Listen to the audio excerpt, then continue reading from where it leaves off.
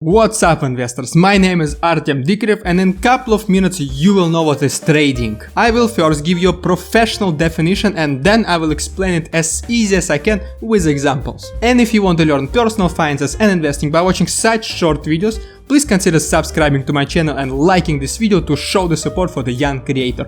Many more videos are coming. Thank you so much, and let's get straight to the point. Alright, so trading is buying and selling activity on the financial market that takes advantage of both rising and falling stock prices. Trading involves more transactions than investing and generates more frequent but usually smaller profits. And here is an example. If you look at investing as buying some stocks and selling them as soon as the price goes up, you have a trader's mindset. There is nothing wrong with this, it's just that different people see investing differently. Trading means that most likely you do not care about the financial condition of the company which shares you are buying. You trade stocks, you buy them cheap and you hope to sell them high. Or in some cases, you sell stocks high and you expect to buy them back cheaper. And this is what's called short selling. And I will make a video about this in the future. Trading means extracting as many profits as possible from many different transactions. And for this reason, trading should be treated as your actual 9-to-5 job.